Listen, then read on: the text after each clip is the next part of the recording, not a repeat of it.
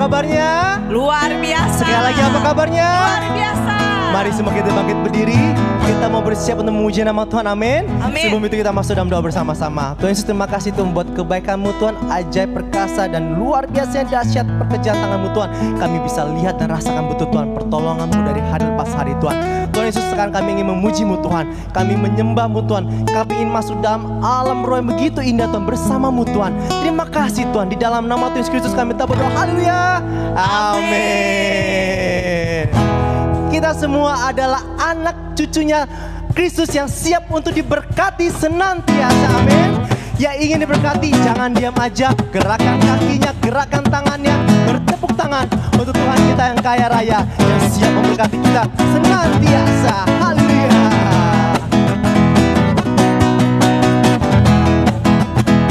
Katakan sama-sama buat Tuhan kita, begitu besar kasih Allah buat kita. Begitu besar kasih Allah pada kita. Diberkatilah anak cucu kita di mana-mana. Tuhan mengubah miskin dan menjadikan kaya. Yang merendahkan dan meninggikan. Sekali kita katakan ya, begitu besar kasih Allah, begitu besar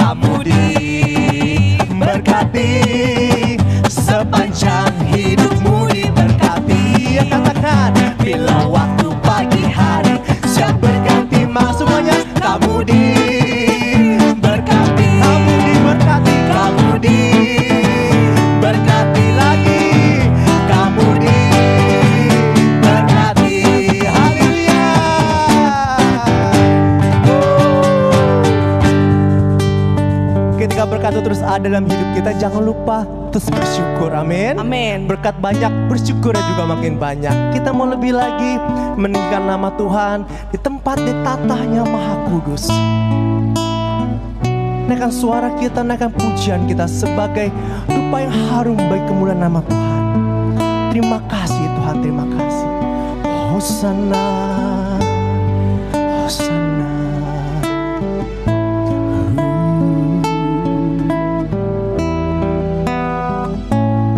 Kami akan coba syukur kami Tuhan.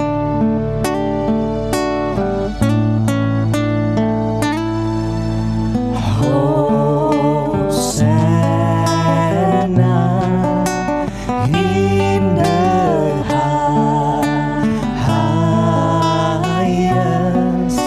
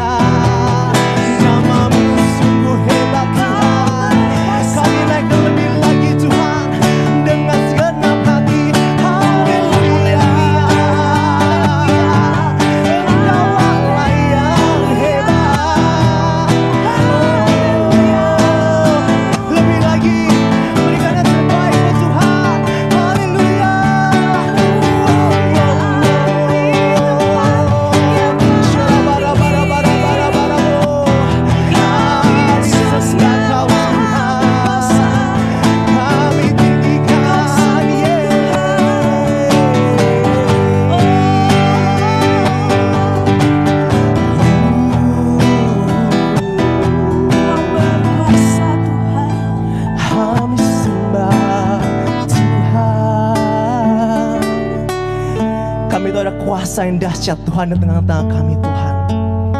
Ada satu kekuatan yang luar biasa mengalahkan apapun Tuhan, yang selalu bersama kami Tuhan, yang kami kenal di dalam nama-Mu Yesus Kristus, yang siap menghancurkan kutuk, yang siap menghancurkan belenggu, segala keikatan dipatahkan dengan dalam nama Tuhan Yesus. Kami proklamasikan Tuhan lebih lagi Tuhan, kami masyurkan Tuhan lebih lagi Tuhan nama-Mu Tuhan. Haleluya.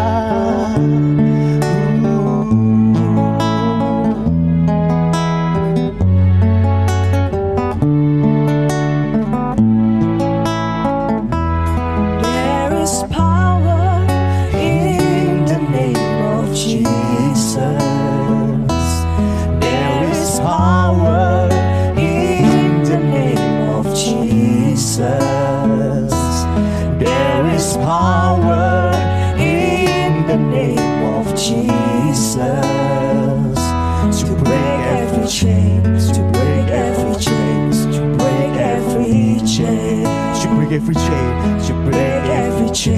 to break every chain, to break every chain. There is power in the name of Jesus. There is power in the name of Jesus. Amen. There is power in the name of Jesus. Sama-sama katakan. There is power in the name of Jesus. Chain, to break every chain, to break every chain, Jesus, to break every chain, to break every chain, to break every chain. Sing it out, to break every chain, to break every chain, to break every chain, to break every chain. Oh, there is power. There is power in the name of Jesus. There is power in the name of Jesus. There is power in the name of Jesus. Yes, to break every chain, to break every chain, to break every chain, to break every chain, yes, to break every chain, to break every chain, to break every chain, to break every chain, to break every. Oh Lord, there is power. There is power in the name of Jesus. There is power. Hallelujah, hallelujah. In the name of Jesus, there is power. Oh, in heaven, in the earth, you are one only. There is power, yes, to break every chain, to break every chain, to break every chain, to break every chain, to break every chain. One, to break every chain, to break every. Setiap belenggu dipatahkan, katakan, to break every. Setiap tidur muslihat, sakit penyakit, kemiskinan dipatahkan, segala keterikatan, segala dosa dipatahkan. Hallelujah, Jesus, to break every chain in the name of the power of your name. To break every chain, to break every chain, to break every chain. One more time. To break every chain, to break every chain, to break every chain, to break every chain, to break every chain, to break every chain. One more time. To break every chain, to break every chain, to break every chain. Hallelujah. Yeah. Kaulah satu-satunya Tuhan yang berkuasa. Dan kami percaya Tuhan, ada kuasa yang luar biasa di atas nama-Mu Tuhan. Engkau Allah yang dahsyat Tuhan, nama-Mu Amin. begitu dahsyat Tuhan. Dan kami percaya setiap kuasa-Mu sanggup melepaskan setiap belenggu dosa, setiap belenggu permasalahan, belenggu kesakitan, belenggu permasalahan apapun Tuhan. Kami percaya di dalam nama Tuhan Yesus Engkau sanggup melepaskannya Tuhan. Terima kasih banyak Tuhan. Kami mau siapkan hati kami saat ini untuk mendengarkan kebenaran-Mu Tuhan. Hanya di dalam nama Tuhan Yesus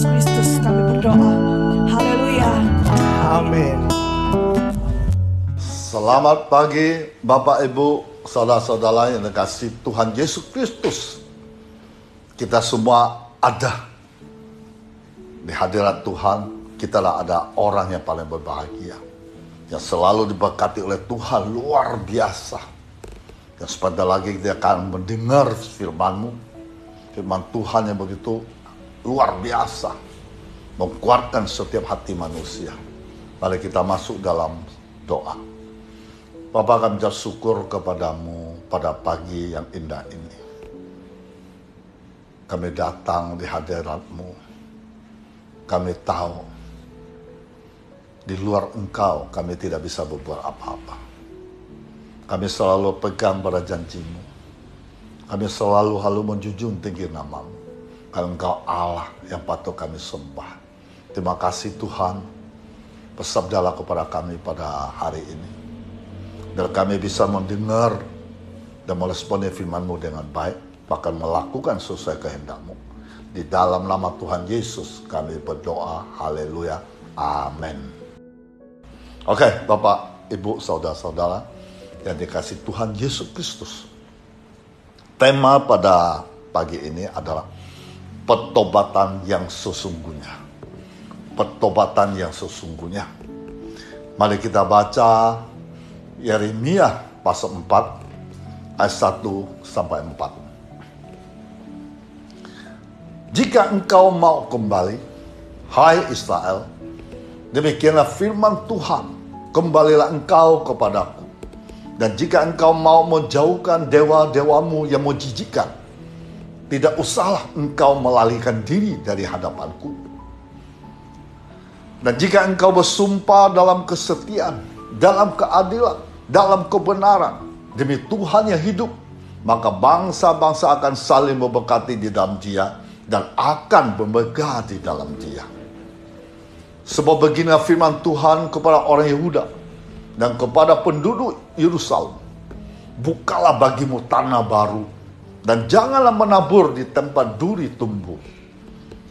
Sunatlah dirimu bagi Tuhan, jauhkanlah kulit kaitan hatimu, hai orang Yehuda dan penduduk Yerusalem, supaya jangan murkaku mengamuk seperti api, menyala-nyala dengan tidak ada memadamkan, oleh karena perbuatan-perbuatanmu yang jahat. Ya Bapak Ibu, saudara-saudari kasih Tuhan, lewat ayat ini membuktikan kasih Allah tidak pernah berkesudahan. Allah tidak akan ingat-ingat kesalahan kita ketika kita mau kembali kepada Dia.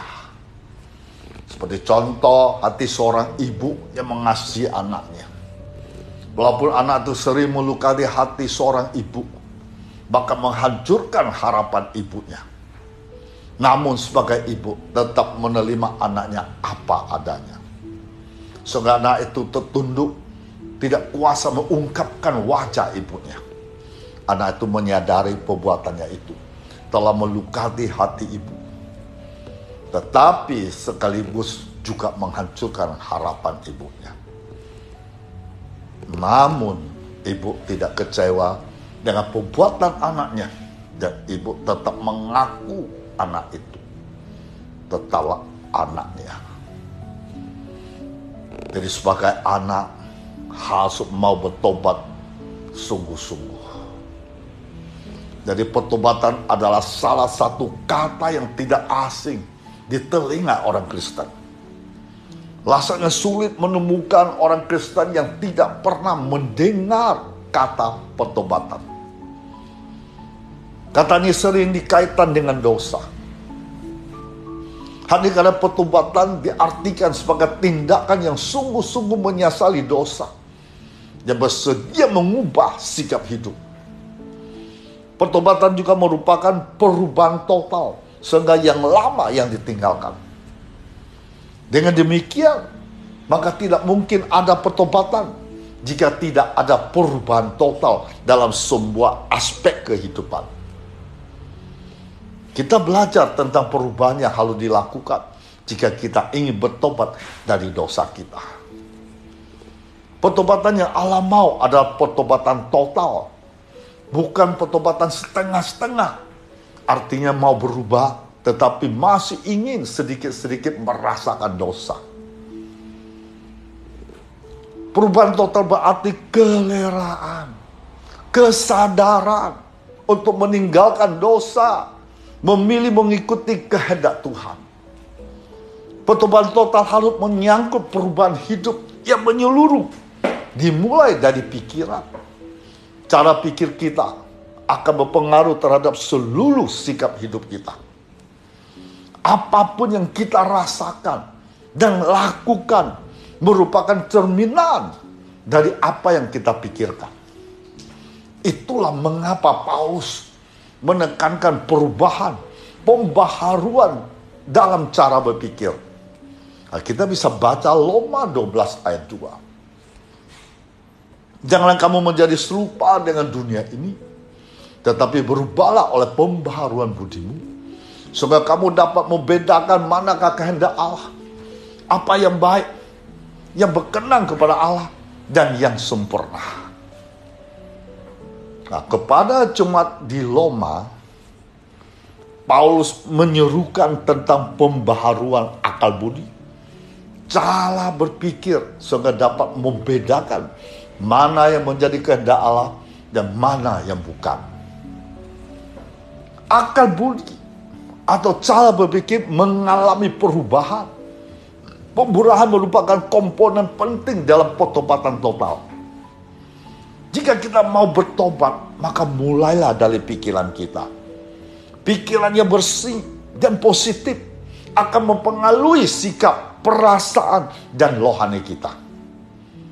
Oleh karena itu, mari kita camkan ayat ini, Filipi 4 ayat 8. Jadi akhirnya, saudara-saudara, semua yang benar, semua yang mulia, semua yang adil, semua yang suci, semua yang manis, semua yang sedap didengar, semua disebut kebajikan dan patut dipuji.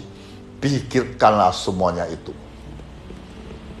Bapak, Ibu, saudara kasih Tuhan, pertobatan adalah menyadari dan menyesali dosa atau menyesali perbuatan yang salah atau perbuatan jahat, lalu berbalik kepada Tuhan. Pertobatan juga berarti pembaharuan hidup, perubahan hidup, yang mau meninggalkan kehidupan yang lama menuju pada kehidupan yang baru. Allah mengerti, Bapak Ibu. Kalau Allah mengampuni, maka itu bukan setengah-setengah, namun tuntas semua. Allah mengharapkan dari kita hanya satu, Bapak Ibu.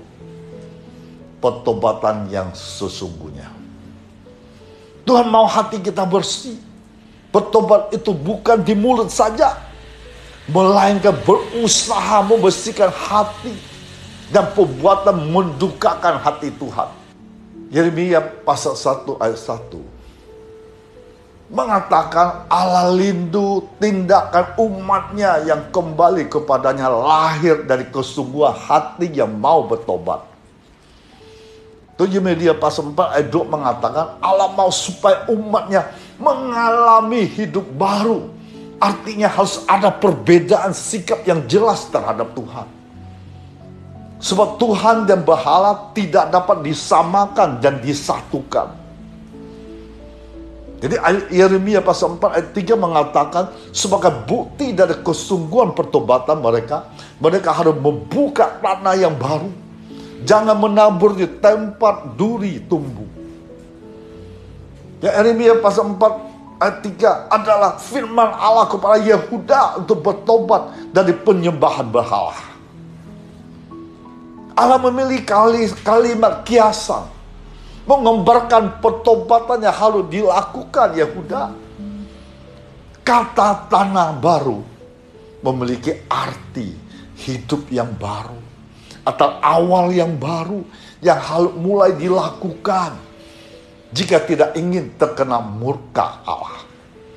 Menurut kita, membuka tanah baru berarti membuka hutan, menembangi semua pohon yang ada, serta mendongkel pangkal batang sampai akar-akarnya, dan membakar semak-semak, dan menciptakan lahan baru untuk bercocok tanam.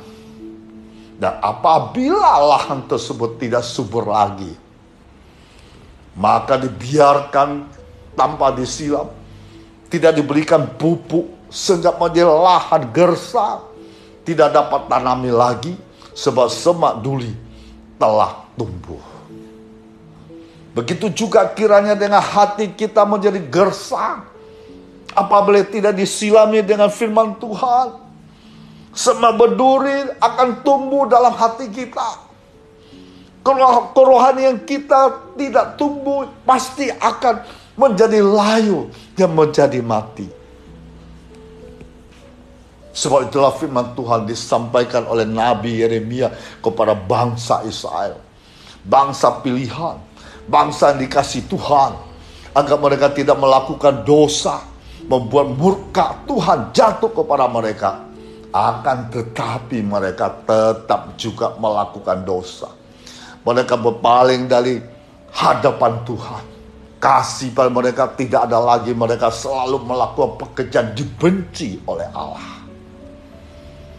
Sehingga Nabi Yeremia menyuruhkan kepada bangsa Israel untuk membuka lahan yang baru, ditanami benih-benih firman Tuhan, dan tidak melakukan dosa. Mereka juga harus pertegas diri untuk beriman hanya kepada Allah, sehingga hidup mereka tidak lagi terombang-ambing dan kembali dapat hidup di tanah yang dijanjikan oleh Allah kepada bangsa Israel, tanah yang subur dan makmur. Begitu juga dengan kita. Allah menghendaki untuk membersihkan diri kita, pikiran kita, agar firman Tuhan dapat ditanam dan bertumbuh dalam hati kita, sehingga kelihatan buah iman itu dalam perbuatan baik yang dihendaki oleh Allah. Setelah bersih tanah itu, kita tanami dengan benih yang baru. Tapi perhatikan kebiasaan orang Israel. Bercocok tanam, mereka hanya diperbolehkan menggalap tanah pertanian selama 6 tahun. Dan pada tahun ke-7 tanah itu harus diistirahatkan. Nah, kita bisa lihat di Imamat 25 ayat 3 dan 4. 6 tahun lamanya engkau harus menaburi ladangmu. 6 tahun lamanya engkau harus merentingi kebun anggurmu, mengumpulkan hasil tanah itu. Tetapi pada tahun yang ke-7 haruslah ada bagi tanah itu suatu sabat, masa perhentian penuh, suatu sabat bagi Tuhan. Ladangmu jangan kau taburi, dan kebun anggurmu jangan kau lantingi. Jadi selama 1 tahun tanah itu dibiarkan begitu saja, tanpa dicangkul, dibaja, ataupun diairi. Akibatnya tanah itu menjadi sangat keras, hanya ditumbuhi oleh tanaman liar seperti ilalang dan semak duri. Karena tanahnya sudah mengkeras, dipenuhi dengan ilalang, semak duri, benih sebaik apapun ditabur tidak akan bisa tumbuh dengan baik. Pada akhirnya akan mati. Begitulah keadaan hati seseorang yang lama tidak disentuh oleh mata baja, tidak mengalami aliran-aliran air hidup. Tanah artinya hati sangat keras, dipenuhi dengan berbagai belukar, ilalang, dan semak duri. Sebanyak apapun benih ditabur tidak akan menghasilkan tuaian, sebab benih itu pasti akan mati. Karena keadaan tetap kering dan gersang. Kerohaniannya tetap saja kerdil, tetap kanak-kanak, tidak pernah bertumbuh seperti peumpama seorang penabur menaburkan benihnya. Kita bisa lihat Lukas pasal 8 ayat 6-7. Sebagian jatuh di tanah yang berbatu-batu, Dan setelah tumbuh, ia menjadi kering karena tidak mendapatkan air. Sebagian lagi jatuh di tengah semak duri. Semak itu tumbuh bersama dan menghimpitnya sampai mati. Nah, ini sangat mengecewakan. Jadi Bapak Ibu saudara kasih Tuhan, pertobatan ialah menyadari, menyesali dosa, menyadari perbuatan yang salah dan jahat, lalu berbalik kepada Tuhan. Pertobatan juga berarti pembaruan hidup, pembaruan total, dan meninggalkan kehidupan yang lama menuju pada kehidupan yang baru. Allah mengerti, kalau Allah mengampuni, maka itu bukan setengah-tengah namun tuntas semua. Allah mengharapkan dari kita hanya satu, yaitu pertobatan yang sesungguhnya. Maka Yeremia 4 ayat 4 diharapkan dari kita satu-satunya pertobatan yang sesungguhnya. Maka yang berbunyi, sunatlah dilemu bagi Tuhan. Jauhkanlah kulit katan hatimu, hai orang-orang Yehuda, penduduk Yerusalem, supaya jangan murkaku mengamuk seperti api, menyala-nyala dengan tiada ada yang memadamkan, oleh karena perbuatan-perbuatanmu yang jahat. Melalui ungkapan ini, Tuhan mau hati kita bersih, mau kita bertobat, menerapkan itu bukan hanya di mulut saja, melainkan berusaha membersihkan hati dari perbuatan mendukakan hati Tuhan. Jadi pertanyaan kita adalah, bagaimana caranya agar hati kita menjadi tanah yang baru, sehingga menjadi tanah yang baik? Nah, Bapak Ibu, yang pertama, supaya hati kita menjadi tanah yang baru, sehingga menjadi tanah yang baik adalah, pertama, kita harus membuang, mematikan tanaman-tanaman liar yang tumbuh di dalam hati kita. Cara pandang kita menggambarkan kehidupan rohani kita. Hati kita harus dijaga setiap hari. Apabila tidak dijaga setiap hari, hati kita akan ditumbuh tanaman-tanaman liar. Hati akan ditumbuhi, tanaman liar akan mengeluarkan hal-hal yang jahat. Misalnya pikiran-pikiran negatif, curiga pada orang lain, dan banyak hal yang lainnya. Tuhan mengajar kita untuk tidak kaku. Terkadang Tuhan berbicara di luar pikiran kita. Tuhan hanya cara yang kreatif untuk berbicara pada anak-anaknya. Bapak Ibu, yang kedua, bagaimana hati kita menjadi tanah yang baru, sehingga menjadi tanah yang baik. Kedua adalah kita harus membajak tanah hati kita yang keras, unbroken ground, tanah yang berbatu-batu, yang keras permukaannya. Tanah itu harus diaduk dan dibajak. Kemudian di sana kita dapat menemukan buah-buah yang sudah mengering. Yang ketiga adalah bagaimana hati kita menjadi tanah yang baru, sehingga menjadi tanah yang baik. Yang ketiga adalah kita harus meminta Tuhan menurunkan hujan di hati kita. Ada hak prerogatif yang Tuhan miliki, yaitu hujan. Kita perlu campur tangan Tuhan dalam setiap usaha-usaha kita. Dan ini adalah kehendak Tuhan. Kapan Tuhan menurunkan hujan adalah hak Tuhan. Hujan akan mengemburkan, hujan akan melemburkan tanah tersebut agar tanah tersebut tidak kering lagi.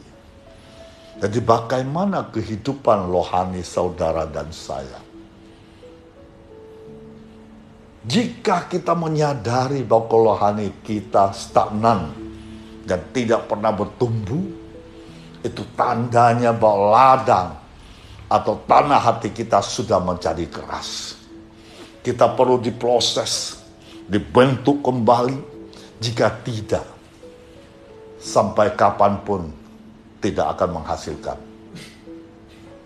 Karena itu, belilah hati kita untuk dijadikan menjadi tanah yang baru, agar tumbuh-tumbuh kehidupan yang baru bagi kita. Demikianlah firman Tuhan sampai di sini. Tuhan memberkati kita semua selama berkarya untuk Tuhan. Tuhan akan selalu memberikan kita yang terbaik karena kita setia sabar mendengar firman Tuhan. Mari kita masuk dalam doa.